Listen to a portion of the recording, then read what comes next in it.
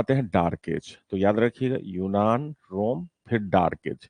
सबसे पहले समझिए कि डार्क एज का क्या मतलब होता है और डार्क एज कब से कब तक था। तो डार्क एज का मतलब होता है कि उस युग में कोई भी डेवलपमेंट्स नहीं हुआ है। जैसे आप कहते हैं ना, अंधविश्वास का युग है, धर्म आप पे आप हावी हो गया, यानी चर्च आप पे हावी हो गया। तो चर्च की सोच एक अलग डेवलप्ड हो गई। चर्च की सोच, आप जानते हैं ना कि धर्म अगर किसी भी व्यक्ति पे अगर हावी हो जाए तो उसके विचारों को भी क्या करता है, संशोधित कर देता है और उसी के अनुसार सोच बन जाती है। तो चर्च ने इस समय जो भी कहा उसके बारे में मैं अभी बताता हूं। और चर्च पूरा हावी रहा था और डार्क एज था, कोई डेवलपमेंट नहीं हुआ था, भूगोल का विकास नहीं हुआ था, कोई खोज अन्वेषण का कार्य नहीं हो रहा था। जो खोज और अन्वेषण का कार्य करते उनको हतोत्साहित किया जाता था। इसीलिए इस काल में एक दो स्कॉलर को छोड़ दीजिए तो कोई स्कॉलर डेवलप नहीं हुआ। और जो स्कॉलर अगर कुछ खोज यात्रा करना भी चाहता तो या तो उनको सजा दी जाती या उनको कहा जाता कि चर्च या धर्म के खिलाफ जाकर ये काम कर रहा है। तो इसका मतलब था कि ये पूरा डार्क एज था, अंधकार युग था। तो आइए हम अब डार्क एज के बारे में थोड़ा सा आपको बता देते हैं कि डार्क एज में क्या क्या हुआ है। डार्क एज, तो आप लिख लीजिए डार्क एज।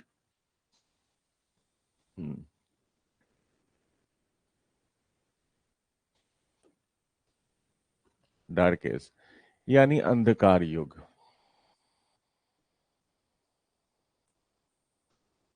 हम्म, तो अब अगर आपसे कहा जाए कि ये डार्क एज कब से शुरू माना जा सकता है, यानी ये भी क्वेश्चंस आपसे पूछा जाता है क्रम में लगाने के लिए कि ये डार्क एज कब से शुरू हम मान सकते हैं। तो एक तरह से दूसरी शताब्दी से, यानी आप दूसरी शताब्दी का मतलब 200 से 700 एडी। एडी का मतलब ईसवी, यानी आप ईसवी का मतलब क्या है, ईसा के जन्म के बाद या ईसा के जन्म के पूर्व। बीसी ईसा के जन्म के पूर्व होता है, एसी एडी ये ईसा के जन्म के बाद होता है। तो ईसवी इसको लिखते हैं, ईसवी। ठीक है ना। तो दूसरी से सातवीं तक याद रखिएगा, दूसरी से सातवीं तक क्या आ गया था, डार्क एज आ गया था। और डार्क एज यानी सातवीं से लेकर 13वीं तक, अगर मैं कहूं आठवीं सातवीं के बाद शुरू हो जाता है। जैसे आप कहेंगे कि 701 ईस्वी है तो ये आठवीं शुरू हो गया। तो आठवीं से लेकर 13वीं शताब्दी तक अगर माने तो फिर अरबों का बोलबाला हो गया, यानी अरब, अरबों का या मुस्लिम, मुस्लिम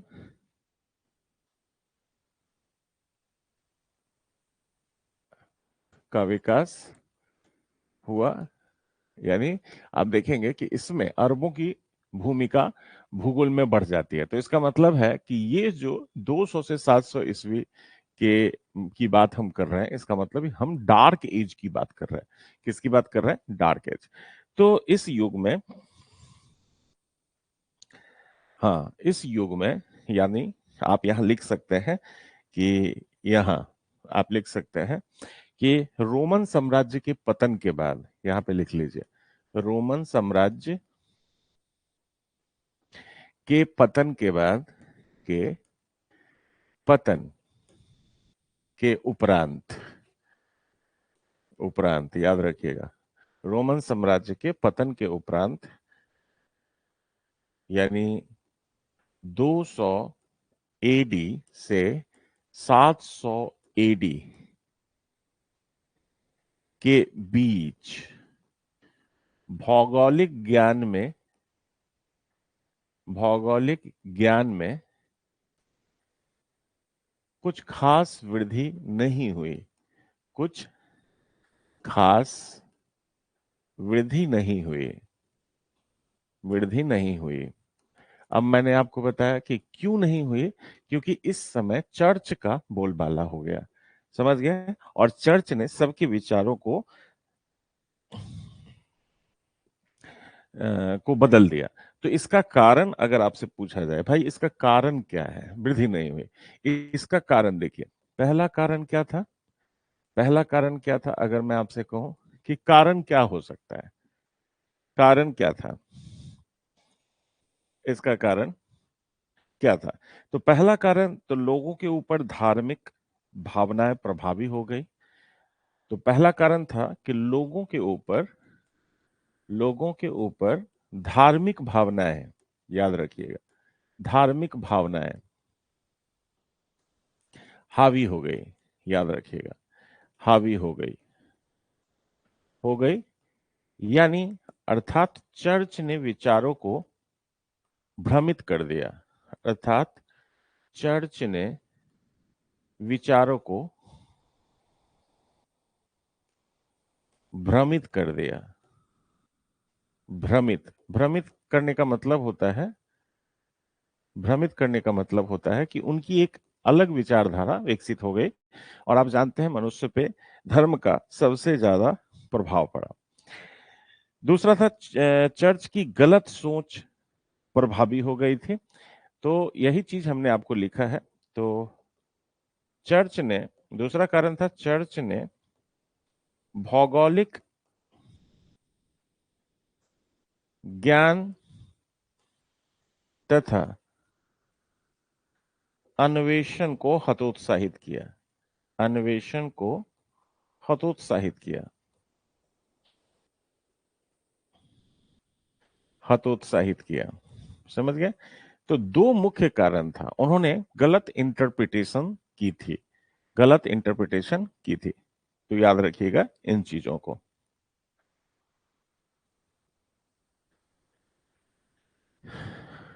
ठीक है। हम्म। हम्म। अब तीसरा एक और चीज है। तीसरा देखिए, तीसरा क्या था? तीसरा तीसरा था कि चर्च ने यह कहना शुरू कर दिया था कि मूसा जो ईश्वर का सेवक कहा गया, उसने पृथ्वी के आकार के बारे में कुछ भी नहीं कहा। ठीक है। अब चर्च का कहना था, चर्च का कहना था कि मूसा जो ईश्वर का सेवक है, मूसा जो ईश्वर का सेवक है, ईश्वर का सेवक है, सेवक है,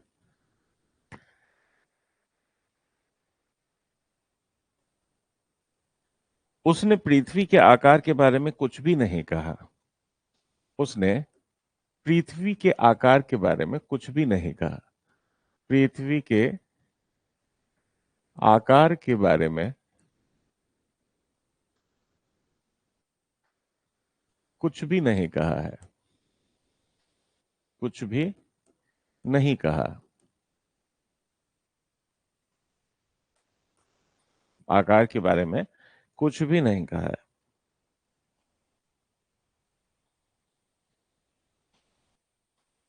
इसके अलावा याद रखिएगा, ज्ञान का जो विकास है, ज्ञान के विकास को नियम विरुद्ध बताया गया। जो कारण है मैं यहां लिख देता हूं। ज्ञान के विकास को नियम विरुद्ध बताया गया। ज्ञान के विकास को नियम विरुद्ध बताया गया। नियम विरुद्ध बताया गया। याद रखिएगा, ज्ञान के विकास को नियम विरुद्ध बताया गया।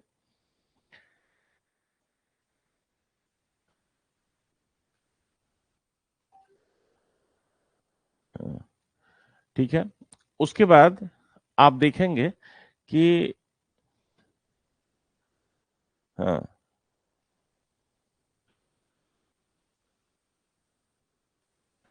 हाँ,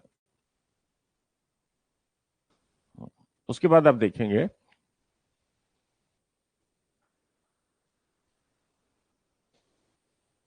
कि उत्तरी अफ्रीका, रोमन साम्राज्य में ही देखेंगे आप, रोमन साम्राज्य में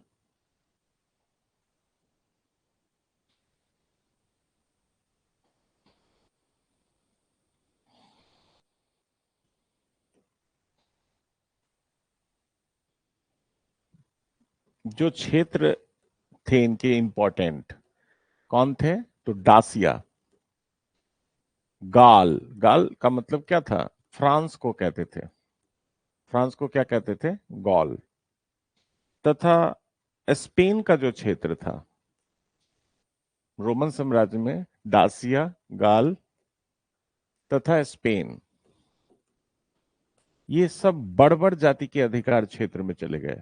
बर्बर जाति के अधिकार क्षेत्र में चले गए।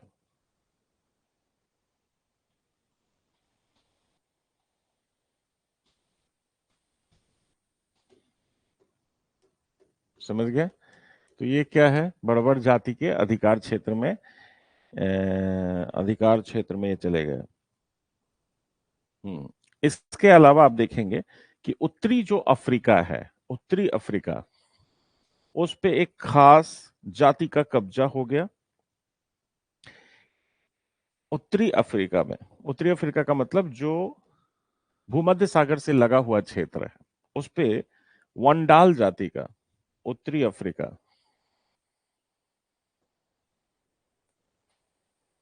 पर वंडाल जाति का, वंडाल एक आक्रामक जाति थी ये, वंडाल जाति का आधिपत्य हो गया, आधिपत्य हो गया।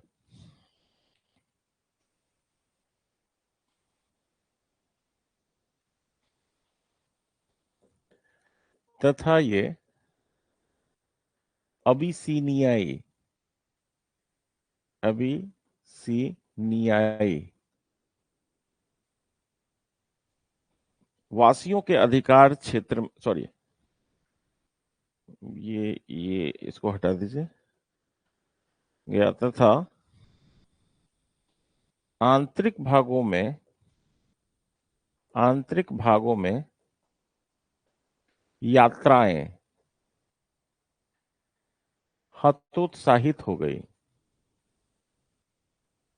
समझ रहे हैं? हतोत्साहित हो गई। आंतरिक भागों में आप देखेंगे जो यात्राएं थी वो क्या हो गई? वो हतोत्साहित हो गई। समझ गए? अब मैं आपको बताऊंगा भी कि क्या क्या क्वेश्चन एग्जाम में पूछे जाते हैं, उसको भी आपको करना है, तो आपको प्रॉब्लम नहीं होगा।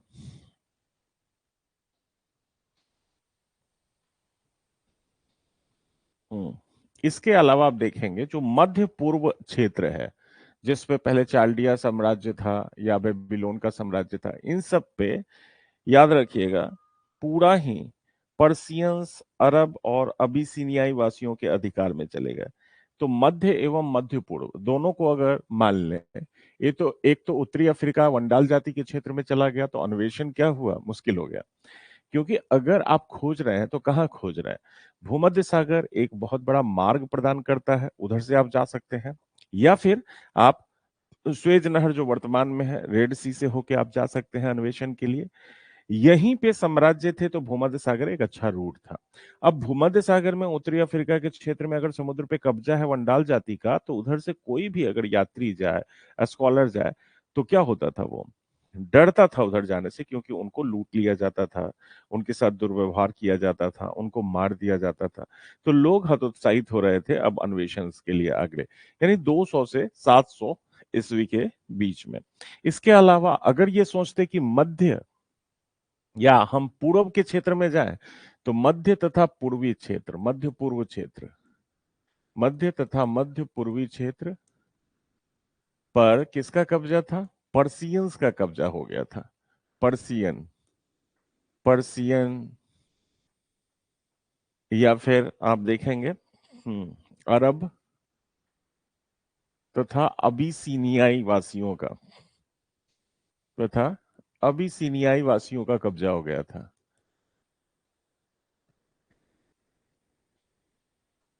अबिसिनियाई वासियों का कब्जा था, वासियों का कब्जा। ठीक है?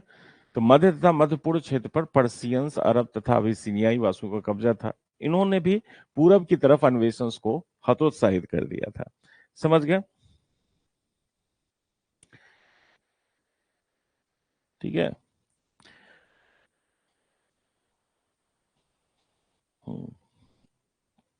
अब देखिए, इस क्षेत्र में यानी डार्क एज में एक व्यक्ति को याद किया जाता है, उसको याद रखिएगा, जैसे पोम्पोनियस मेला। पोम्पोनियस, याद रखिएगा किसको, तो पोम्पोनियस मेला।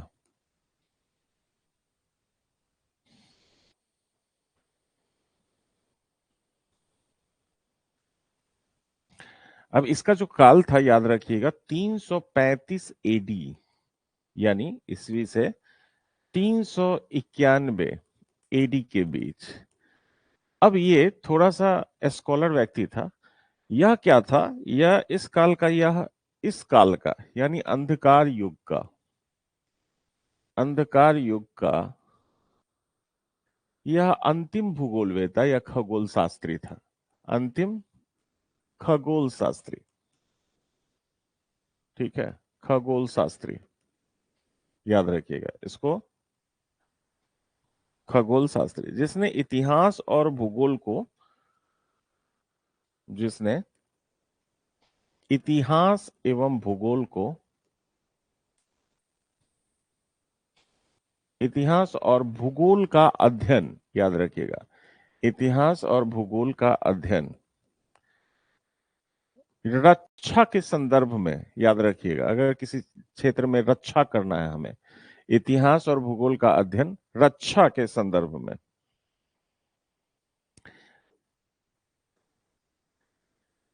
संदर्भ में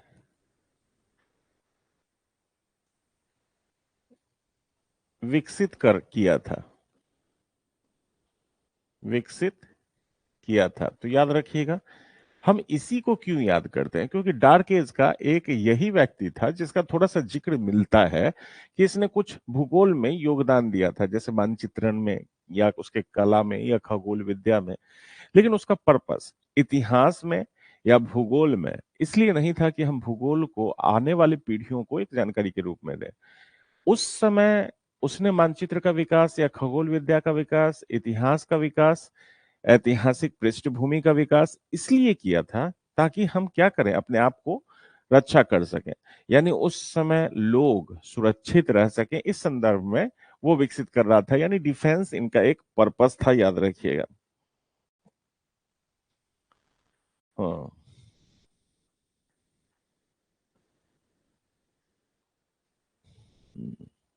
अब देखिए। हम्म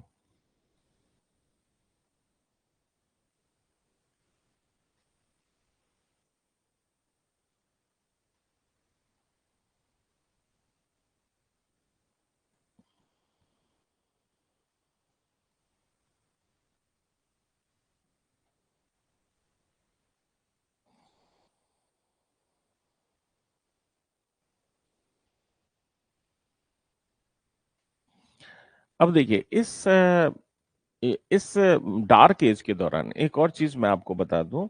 एक पुस्तक थी जिसका क्या नाम था,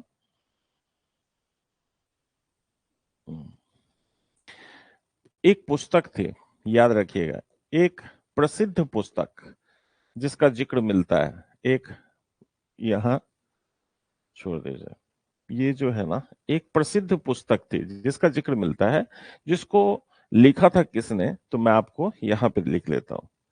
यहाँ पे देखिए, इसी युग में यानी तीसरी शताब्दी में ये एक बुक थी, बुक है, और ये फेमस बुक है, किताब है, बुक है, कभी कभी पूछा जाता है प्रसिद्ध किताब, याद रखिएगा, प्रसिद्ध बुक, जो उस समय बहुत पढ़ी जाती थी वहां, माने उस समय के लोगों के द्वारा, जो चर्च का ही एक संदेश दे रही थी।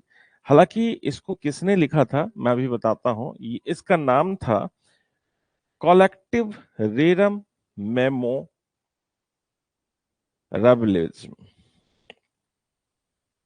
इसका नाम था कॉलेक्टिव, कॉलेक्टिव रेरम, रेरम मेमोरबिलिज्म, मेमोरेबलिज्म। तो कॉलेक्टिव रेरम मेमोरेलिज्म, इसका नाम था कॉलेक्टिव रेरम मेमोरियलिज्म, इसको मैं लिख देता हूं।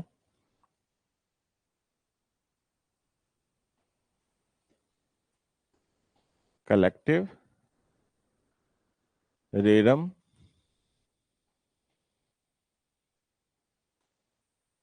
मेमोरियलिज्म।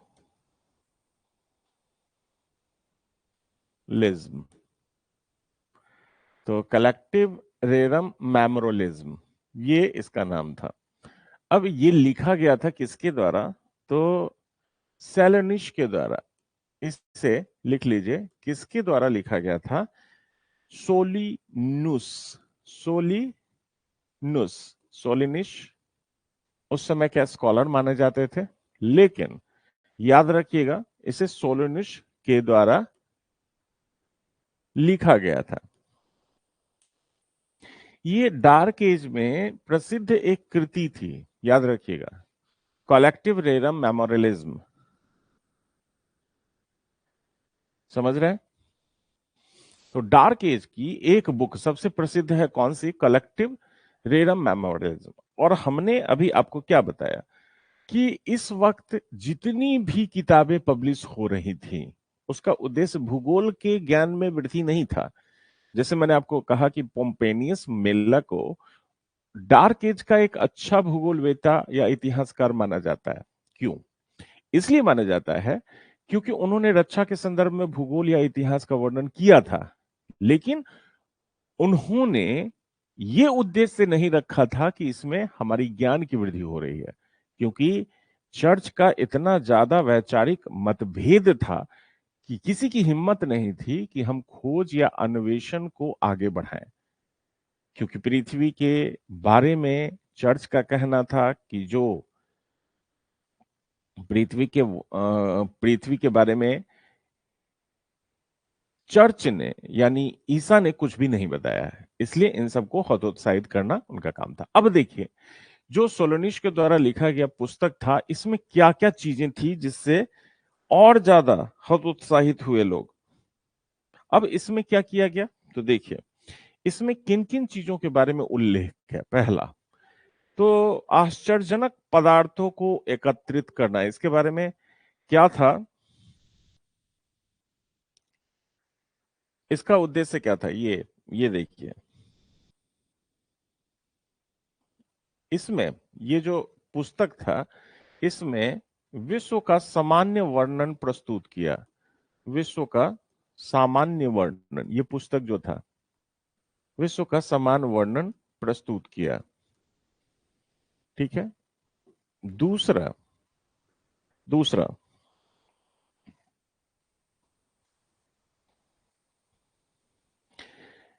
इस पुस्तक में ये लिखा हुआ था कि आश्चर्य पदार्थों को एकत्रित करना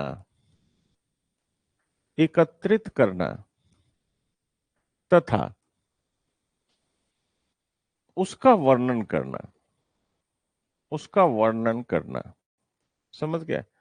तो उस समय आप देखेंगे कि जो भी चीजें देखते थे लोग, उसके पीछे लॉजिक तो 100% सत्य नहीं होता था। तो उन आश्चर्य चीजों को वो उस किताबों में लिखते थे और उसका क्या करते थे? वर्णन करते थे। तो ये जो कलेक्टिव रेरम मेमोरियलिज्म था, ये क्वेश्चंस पूछा जा सकता है कि ये जो बुक है, ये कौन से पीरियड में पब्लिश हुआ था? तो डार्क एज में पब्लिश हुआ था ये, और इसको सेलोनिश ने के द्वारा लिखा गया था। अब सेलोनिश को याद रखिएगा, एक क्वेश्चन पूछा जाता है। सेलोनिस ने ये किताबें जो लिखी थी, अधिकतर भूगोलवेता कहते थे कि प्लिनी एक एक स्कॉलर थे, और पोम्पोनियस मेला जिसकी अभी चर्चा हमने की थी, तो प्लिनी और पोम्पोनियस मेला, इनसे चुराया गया उसमें मैटर था। तो उस समय के लोगों ने, यानी यहां पे आप लिख लीजिए नोट करके, सोलिनुस, जो सोलिनुस ने ये किताबें लिखी थी, सोलिनुस को प्लिनी तथा पोम्पोनियस मेला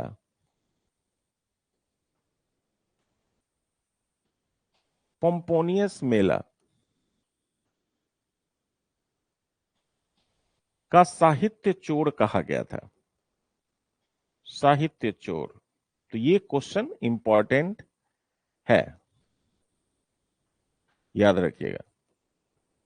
तो सोलिनिस को, याद रखिएगा, प्लिनी तथा पोम्पोनियस मेला का साहित्य चोर कहा गया था। याद रखिएगा, क्या कहा गया था? तो साहित्य चोर कहा गया था। सोलिनिस को प्लिनी तथा पोम्पोनियस मेला का साहित्य चोर की उपाधि दी गई थी। साहित्य चोर, ठीक है।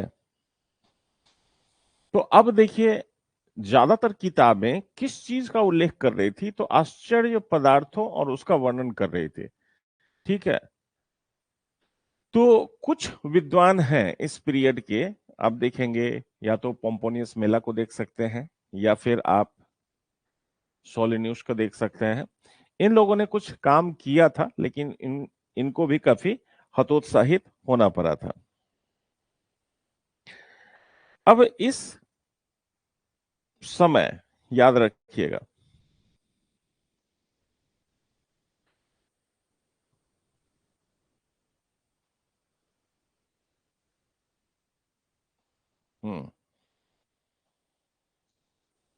इस समय एक मानचित्र जारी किया गया था। जैसे मैंने आपको कहा कि ये जो मानचित्र है ना, इसको हम कौन सा मानचित्र कहते हैं?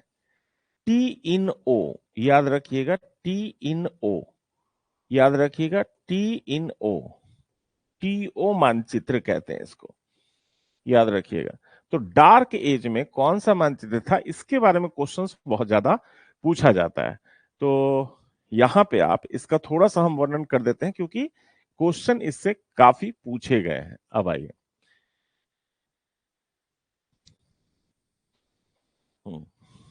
अब लिख लीजिए यहां पे कि डार्क एज में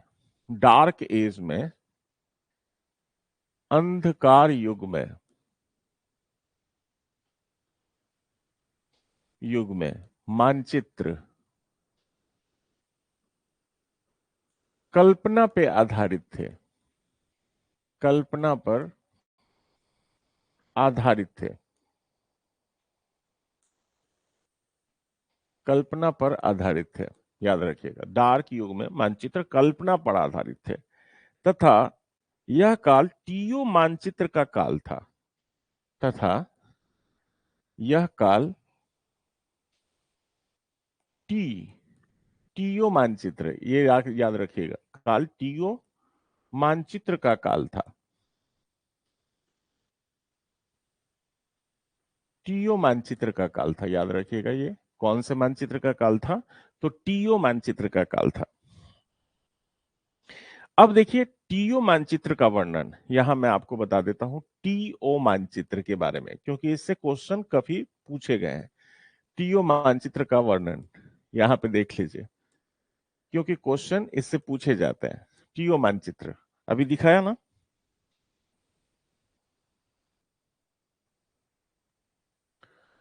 सबसे पहला पॉइंट इसका क्या है?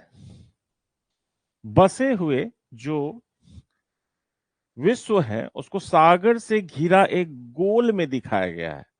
तो पहला पॉइंट लिख लीजिए, बसे हुए विश्व को, बसे हुए विश्व को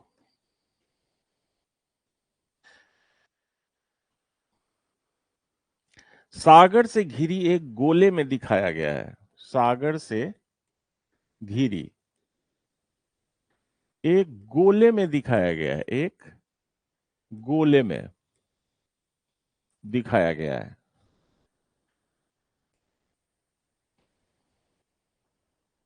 समझ गए? तो बसे हुए विश्व को सागर से घिरी एक गोले में दिखाया गया है, याद रखिएगा। जैसे मैंने आपको कहा कि ये देखिए, ये मैंने आपको बताया था ना कि ये, अब ये टी हो, टी है ना, ये टी, ये टी, ये है ना टी, इन ओ, यानी ये जो पार्ट्स आप देख रहे हैं, ये क्या है? याद रखिएगा, ये ओशियन है। याद रखिएगा, क्या है? ओशियन है। हालांकि ब्लू से लिखना चाहिए। तो ये सारे ओशियन है। अब ये अननोन ओशियन है, किसी का नाम नहीं दिया गया था, याद रखिएगा। ये ओशियन है, चारों तरफ आप देख रहे हैं ना, ये ओशियन, यानी महासागर से घिरा हुआ है ये सब। उस समय महासागर तो नाम नहीं दिया जाता था, सागर ही कहते थे लोग। तो जो सर्कल है इसमें समुद्र है, याद रखिएगा। सर्कल में क्या है? तो समुद्र है। इस मानचित्र को याद रखिएगा। सर्कल में क्या है? तो सर्कल में समुद्र है, याद रखिएगा।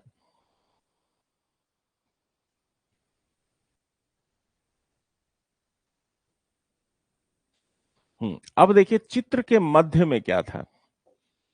चित्र के मध्य में क्या था, याद रखिएगा।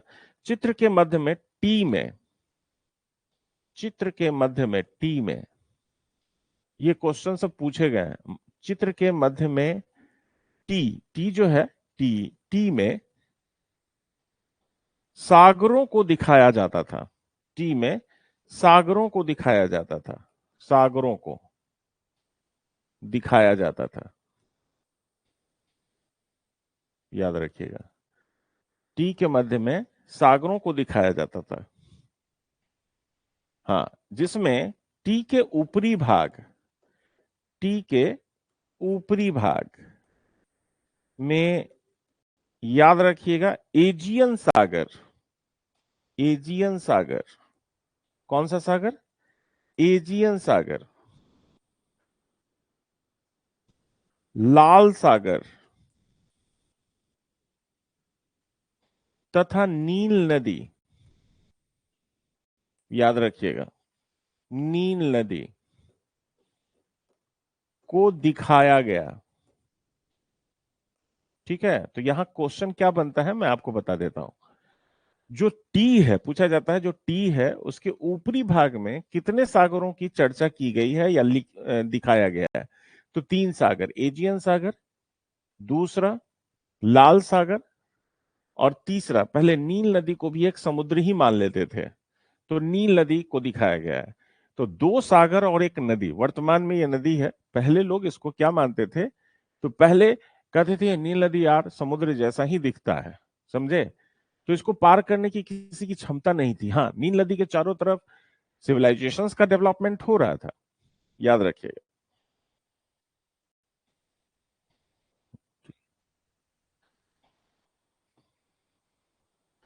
अब टी का बीच वाला पार्ट जरा देखिए।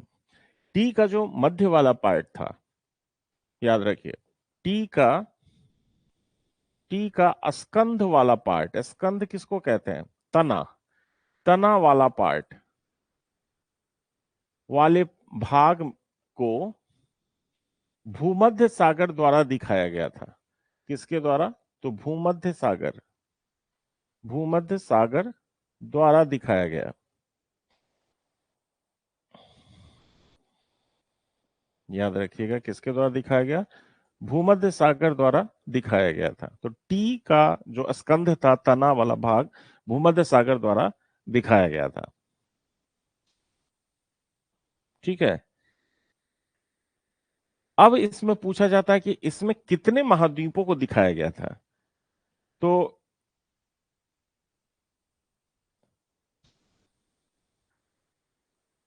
हम्म हम्म, अब देखिए, यहां पे मैं लिख देता हूं TNO, TO मानचित्र में तीन भाग थे, जिसमें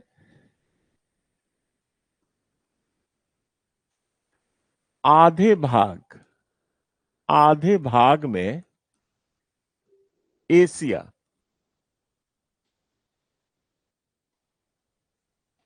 तथा बचे हुए दो भाग में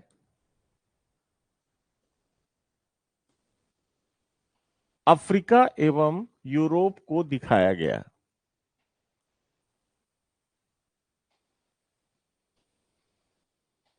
यूरोप को दिखाया गया, याद रखिएगा, ये सब इंपॉर्टेंट है। टीओ मानचित्र इंपॉर्टेंट है, ये मैंने इसलिए लिखा है कि कई बार ये क्वेश्चंस पूछे गए हैं। तो इसका मतलब कुल मिला के कितने महाद्वीपों के बारे में उस समय चर्चा हुई थी? तो याद रखिएगा, एक, हो गया, जो आधे भाग थे वो एशिया था, समझ गए। उसके बाद क्या था, अफ्रीका और यूरोप, समझ रहे हैं। मैं आपको फिर से दिखा देता हूं वो मैप, ये देखिए। तो मैंने आपको कहा, याद रखिएगा, ये जो पार्ट है पूरा गोल में समुद्र था। ये टी जो है, टी में सागर है।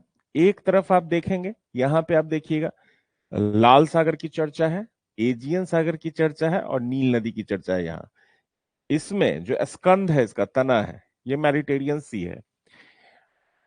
तीन भाग किए गए, आधे भाग में एशिया का और यूरोप और अफ्रीका का पार्ट्स है, समझ गया ना। हाँ, अब इसके अलावा एक और चीज इसमें लिखना बचा हुआ है।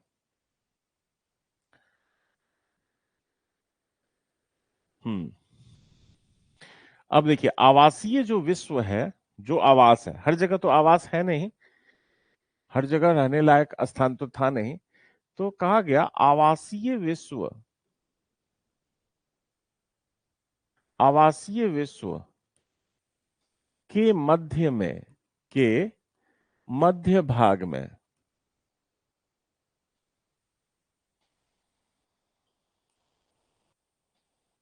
आवासीय विश्व के मध्य भाग में टी के ऊपर यरूशलम दिखाया गया। टी के ऊपर यरूशलेम, यरूशलम दिखाया गया, यरूशलम दिखाया गया, याद रखिएगा।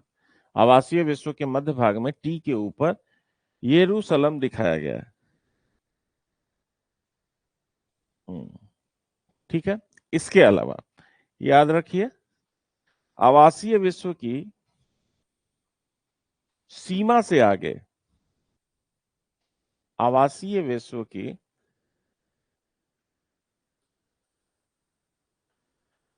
सीमा से आगे, सीमा से आगे, आवासीय विश्व की सीमा से आगे, सुदूर पूर्व में, सुदूर पूर्व में स्वर्ग की स्थिति दिखाई जाती, स्वर्ग की स्थिति दिखाई गई है, दिखाई गई है। क्या दिखाई गई है, स्वर्ग की स्थिति दिखाई गई। तो यहां, यहां देखिए, मैंने कहा कि ये आपका आवासीय विश्व है, ठीक है। और जहां आवासीय विश्व नहीं है, उसके सबसे उत्तर भाग में ये पाराडाइज, इसका नाम देख रहे हैं ना, पूरा पाराडाइज है। और यहाँ पे यरूशलेम है, यानी टी के बिल्कुल मध्य में, यानी आवासीय विश्व के बिल्कुल मध्य वाला जो पार्ट है, ये वाला पार्ट है, यहाँ यरूशलेम है, ठीक है ना। हम्म, यहां तक समझ रहे हैं। कमलेश, तुम्हारा नोट्स बन रहा है अच्छा से। इसका देखिए, जो भौगोलिक चिंतन है ना, इसको थोड़ा सा अच्छे से बढ़ाना, बताना है मुझे। कहीं भी किसी भी मुद्दे पे आपको लगे कि थोड़ा सा भी कंफ्यूजन हो रहा है, तो आप मुझसे पूछ लीजिएगा, नंबर सबके पास है।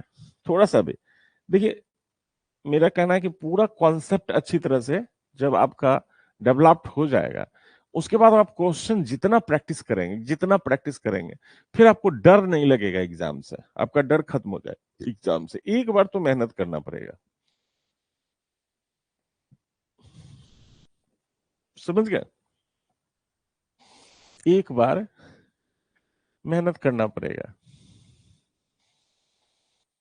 एक बार मेहनत कर लीजिए, उसके बाद तो जिंदगी आपकी हो जाएगी, ठीक है। हम्म।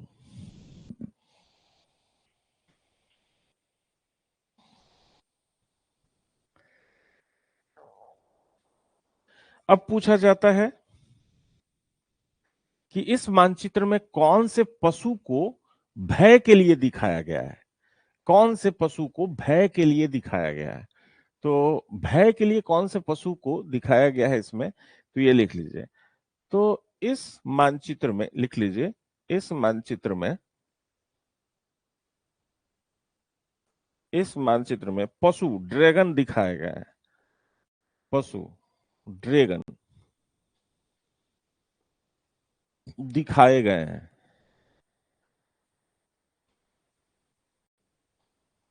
पशु ड्रैगन दिखाए गए हैं जो ईसाई विश्व के लिए डर का कार्य करते हैं।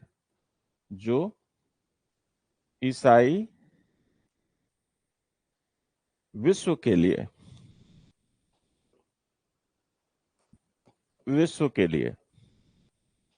डर का कार्य करते हैं।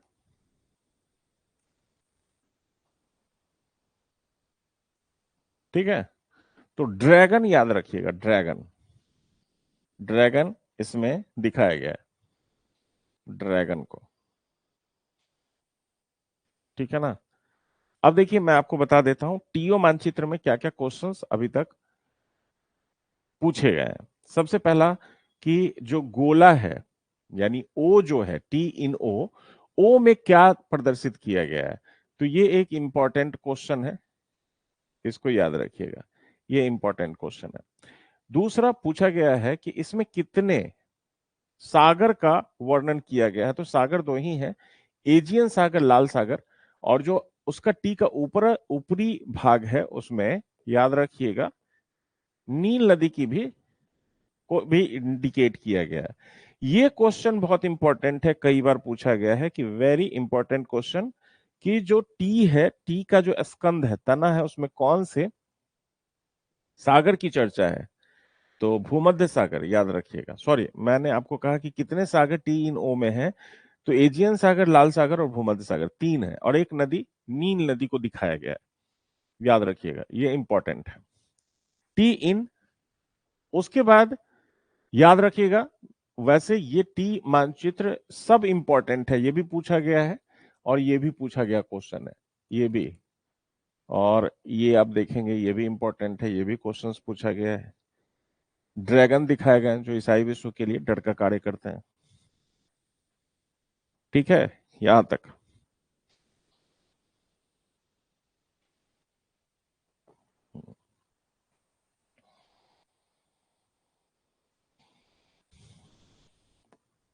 हम्म,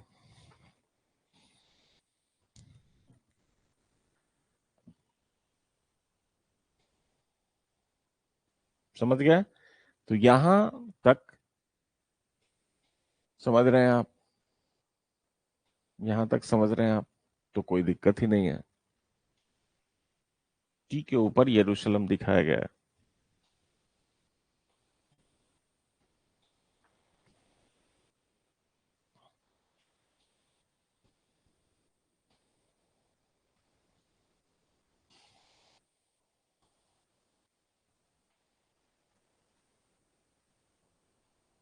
यहां तक ठीक है।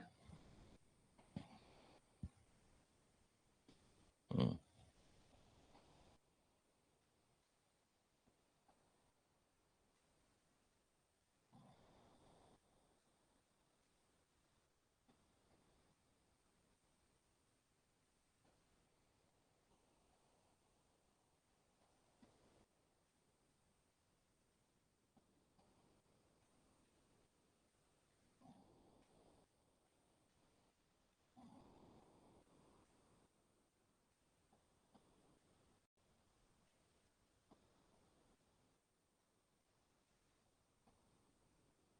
हम्म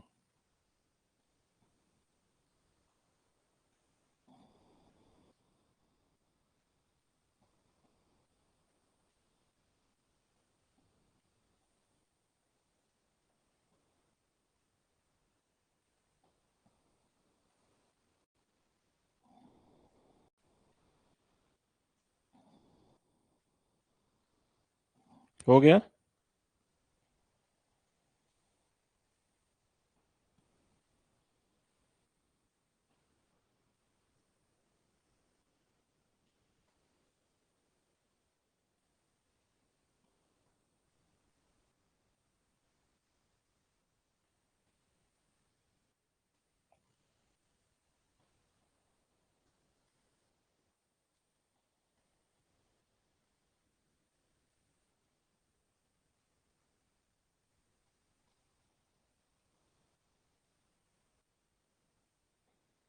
अब देखिए, इस एज में मैं आपको बता देता हूं कि अगर डार्क एज की बात करें तो इस समय कुछ भारतीय लोगों का योगदान था। जैसे अगर मैं कहूं कि डार्क एज, ठीक है,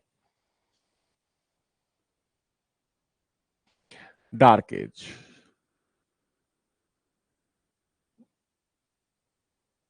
में भारतीय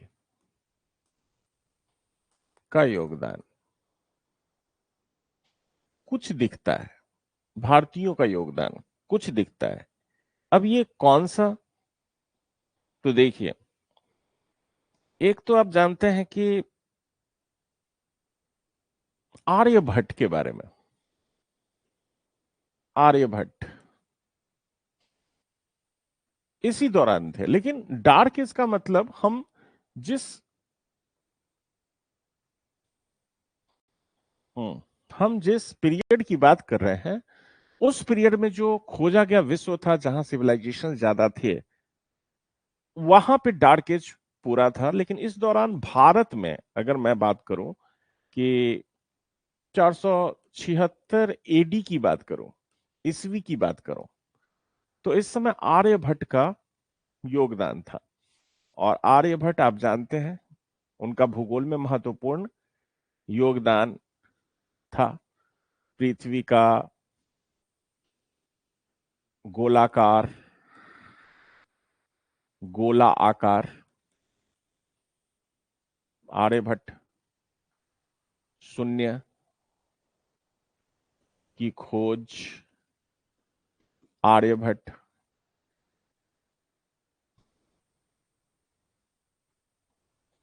सूर्य एवं चंद्रमा द्वारा लगाए जाने वाले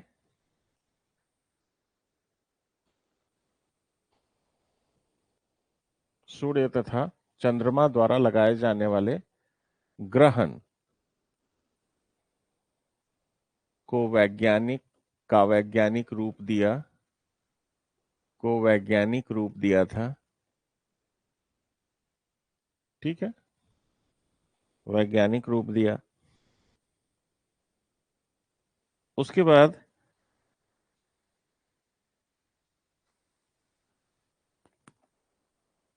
आप देखेंगे कि वराह मिहिर, भारतीय योगदानों में वराह मिहिर, याद रखिएगा, 505 से 587 एडी की अगर बात करें तो इनका भी योगदान दिखता है। जैसे पृथ्वी का गोला आकार, शून्य की खोज, सूर्य चंद्रमा, ये आर्यभट्ट का देन है। वराह मिहिर का देन आप देखेंगे तो जैसे पंच सिद्धांतिका, याद रखिएगा, पुस्तक लिखी थी पंच सिद्धांतिका,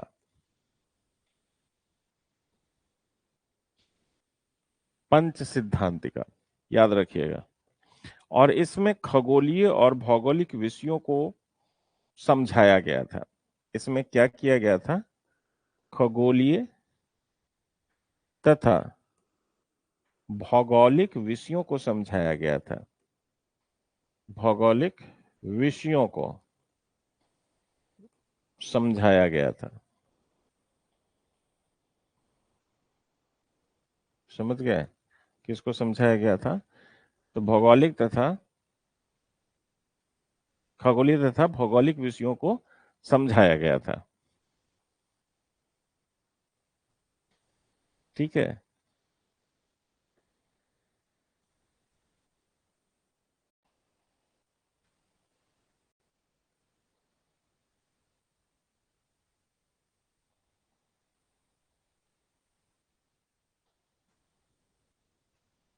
ठीक है। तो इन दोनों को हम देख सकते हैं डार्क एज में, वो भी भारतीयों के संदर्भ में। इसके अलावा आप देखेंगे जैसे कुछ अरब भूगोलवेत्ता थे, लेकिन इस पीरियड में बहुत ज्यादा अन्वेषण कार्य इन्होंने नहीं किया था। समझ गया ना? तो बहुत ज्यादा अन्वेषण कार्य इसमें नहीं हुआ था। तो डार्क एज को बस इतना ही, जितना मैं बोल रहा हूं ना, उतना ही नोट्स आप कम से कम बना के रख दीजिए डार्क एज के बारे में। तो आप समझ गए ना, सबसे पहले हमने बात करी कुछ सभ्यताओं के बारे में, वहां से ज्योग्राफी का अध्ययन शुरू हुआ। ये सभ्यता कौन कौन सी थी? तो असीरिया, बेबीलोन, चाल्डिया। उसके साथ साथ यूनान का सबसे ज्यादा योगदान, तो भूगोल में यूनान से ही शुरू होता है।